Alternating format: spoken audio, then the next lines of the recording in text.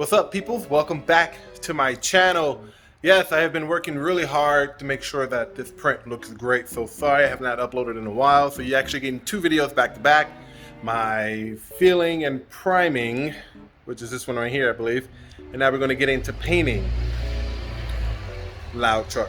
All right, guys. So last time we went over making sure you know how to use the putty, spot putty, and this awesome sandable filler primer here to make your prints look smooth, kind of cutting some of the workflow in half, all right, or work time in half. So we've done that already, and now we're going over to the next part. So why don't we go ahead and get started, right? So here is the cowl, all right? Now we left off here after filling in the gaps with the putty and then going over it with that 2-in-1 fillable sandable primer. Now we're sitting here drying off. Now after you're done, you want to go over it because you're going to get a little grit from this fillable sandable primer. Take a high number sandpaper, anywhere from 400 to 600 grit, and just go over it lightly as possible, getting off the external grit. When you're done there, you're going to take a 2000 grit sandpaper, and then you are going to wet sand this bad boy down to kind of get that glossy finish that we're looking for here, which is what I did. You can sort of kind of see here some of the paint has scrubbed off because I actually had this primed before, ready to go with a high gloss white, but there was a lot more gaps that I had missed, so I went back and redid it all over again. All right, so once you've go ahead and you've wet sanded it, you want to get that grime off, just like I told you before, and you want to go in, wash it with soap and water, and before, like I said, don't dry it with a towel or any type of napkins, otherwise you're going to get little pieces of fabric and lint caught in here. You don't want that. You're going to set it outside or set it wherever you're doing your prints, and you're going to let this bad boy air dry. And this one seems like it is just about dry and it's ready for its first hit of primer. All right, so while it's still drying, let's go over to my workshop bench and let's see what we have as terms of materials that you're going to need for this next part of the project. All right, so the materials are very simple here. This is just the painting part. This is the part that everybody wants to get to. But like I said before, you have to make sure that your prep work, your sanding, your filling, and everything that comes before that is done properly. You want to get in all the gaps. Otherwise, when you hit it with this primer, you're going to see all sorts of lines. Same with the paint. Don't ignore those cracks. Otherwise, your print, your cosplay prop is not going to look good. All right, let's run through what we need here. First, of course, you need your mask, okay? Mine is kind of dirty, probably should swap it out, but you are dealing with stuff you should not be inhaling, aerosol, spray paint. You don't want to inhale that, so make sure you do have a mask on, all right? Goggles, optional, that's up to you. I am using, in terms of primer, this gloss white, which I want my helmet to have a sort of shine, like a glossy shine to it when you're done with it. So this Fusion Krylon Finish Fusion all-in-one gloss white works wonders, all right? And you kind of want to make sure that your primer and your paint are in the same family, just like this red, which is the red I'm using. My gloss banner red is the red that I'm using to make sure, that's the red for the Red Hood helmet here. And I'm actually using a matte finish. Now, with your clear coats, there's tons of clear coats that you can use. You can go ahead and use a matte clear, you can go ahead and use a gloss clear, you can just use a protective enamel. That's entirely up to you. I wanted to go with a matte clear because I haven't really done a matte finish yet, and this stuff works great. How do I know it works great? Well, because I've already done the back of the helmet, and this thing looks amazing. I've already filled this thing in, and I hit it with that gloss white primer, let it dry. I think I gave it a second coat, let it dry again, and then I went and hit it with this Krylon gloss banner red, and it was glossy, and I really liked the gloss, and I almost left it that way. But then I ended up deciding, no, I want to use this matte enamel clear, and this matte kind of sheen that it has to it looks fantastic. So we're going to replicate what we did here over here on the cowl. So let's get started. All right, make sure you are shaking your can to get that paint moving around. I've been shaking it for about 2 minutes now. I think I'm good. All right, so again, I'm using this Krylon gloss white all-in-one paint and primer. So let's see how this bad boy does up. Remember, follow the instructions on the back on how far away you want to kind of keep it. I usually keep it about a good foot away. You don't want to overspray to avoid drips, all right? So let's do it.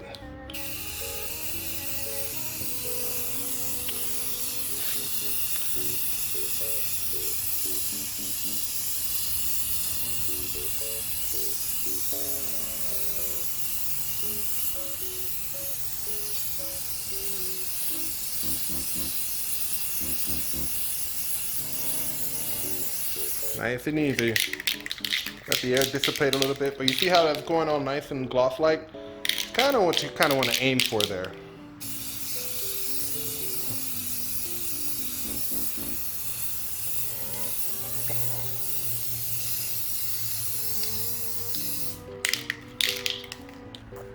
Of course, guys, be sure you are wearing your mask. The stuff it travels.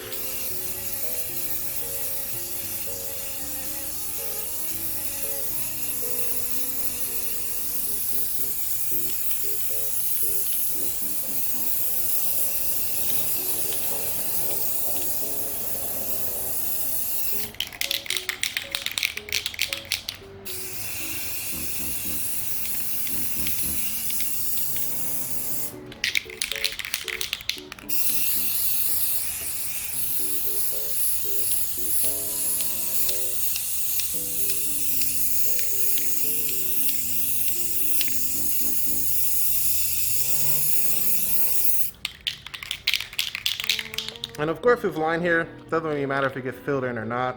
You're gonna end up painting it black, so keep that in mind.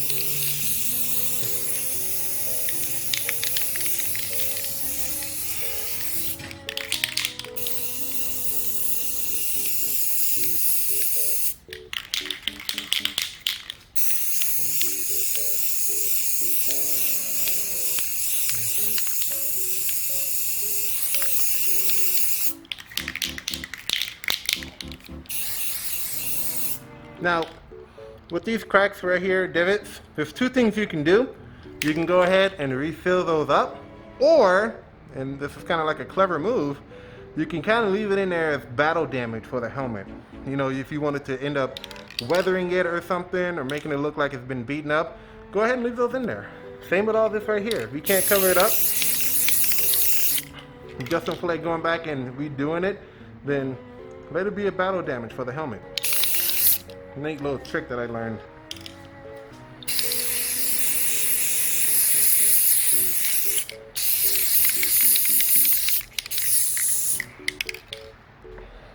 All right. And now we let this dry and then hit it with the white.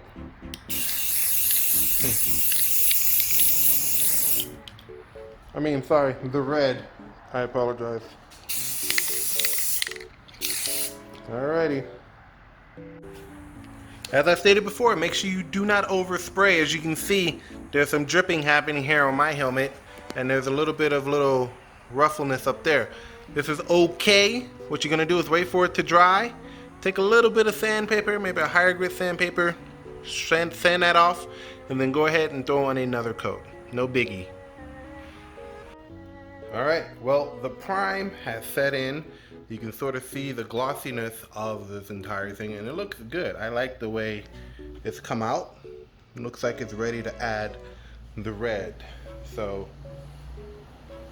let's add the red. So at this point, first, before we do add the red, you want to also make sure that everything is evenly coated, because there are some times where you have parts or pieces of the helmet that's not all the way coated. I'm really not concerned about the eyes, because we're just going to take a hand brush to that and paint those in black to give it more of a shallowed eye look, because that's what the helmet is. But for the most part, I think I can dig this. So let's throw some red on there. All right, I got my gloss banner red. Let's do it.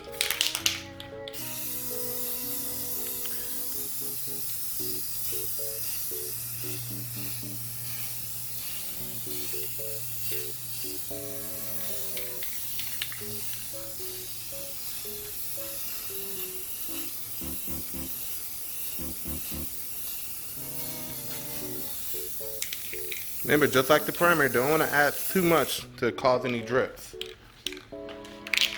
Just enough to cover the first coat.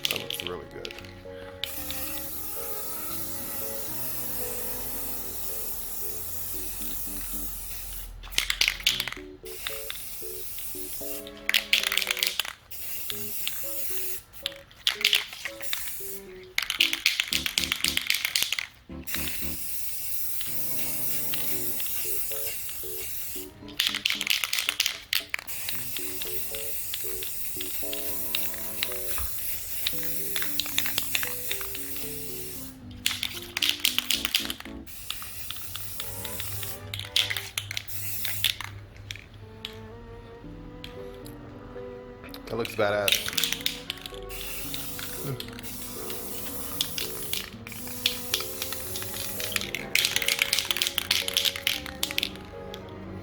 Alright, let this coat sit, let it dry, and then if you see any more white, hit it with another coat. But I think for me, I think this is about as good as it's gonna get, and I can totally get behind. Look at that. Look at that gloss. You can almost see my reflection in there. That is awesome. Alright, well, we have added our red. See how glossy it is. I love it. I love how glossy this thing is. It's great. But it doesn't really matter about the gloss because we're actually going to go with a matte sheen clear coat. So let's go grab it.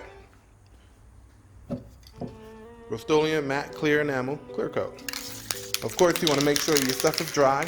I've stood here for about a good hour waiting for this to dry. Make sure you're shaking up that can. Get that rattler going.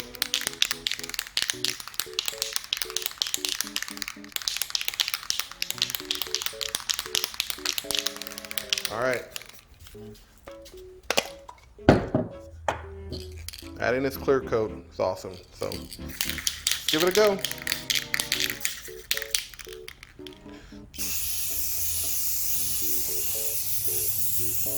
You can sort of kind of see the sheen of the gloss starting to go away. That's okay. That's what I want.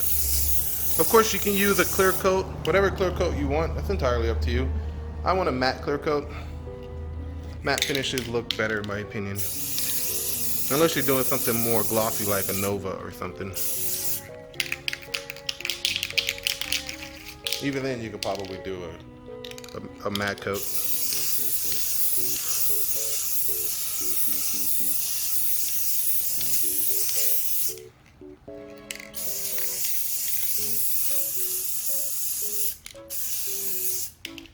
There's a little bit of sheen right there on the bottom of the cowl, but I guess that's to be expected.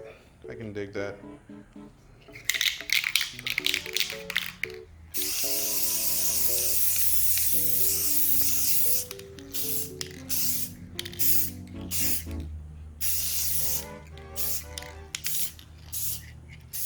Alright, that is that. Next up, I'm gonna let this dry, but now we have to fill in the lines and the eyes with black paint, so you're gonna have to do that by hand. Let's get a paintbrush, some black acrylic paint, and I'll see you in a bit. Alright, now for this part, you want to be extra delicate. Make sure that you do have some acrylic paint and of course a paintbrush lying around. I'm sorry I didn't put that in my original material video part, but I do apologize. But make sure you do have a nice paintbrush, nice thick one for the eyes, because the eyes are actually very big in area, so that way you can actually get in there and do what you need to do. So acrylic paint I found works probably the best.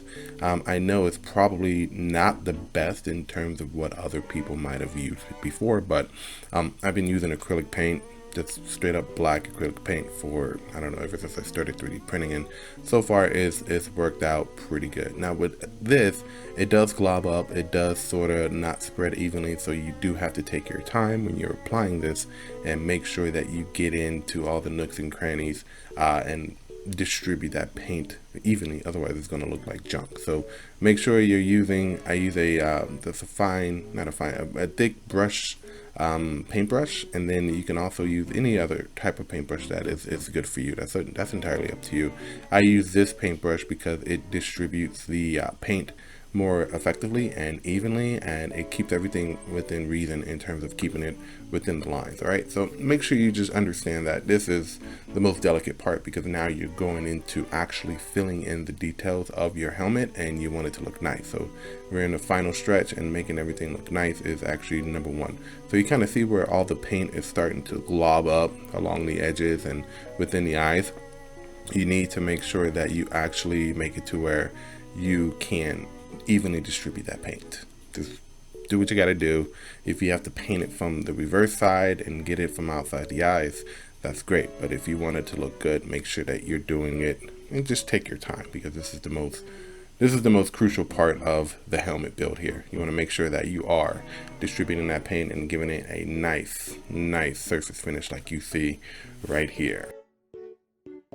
Now, when it comes to the actual detail lines on the helmet, make sure you have steady hands. I do not have steady hands. My hands shake every time I get close to something, so I do my best. So if you're good with it, get an even finer brush, get that black paint on there, and just go ahead and take your time and go right ahead and do what you got to do to fill in those lines. All right.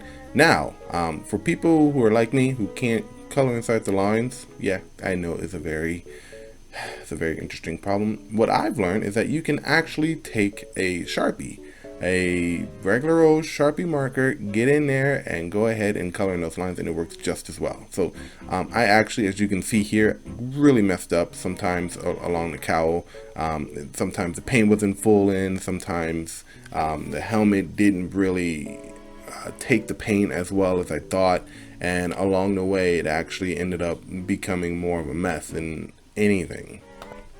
So then actually going forward and making sure this looks good, when it was done, I wasn't too happy with it because I did use the paint. So what I ended up doing, and if you do this, I mean, it might happen, it might not, hit it with another thing of paint.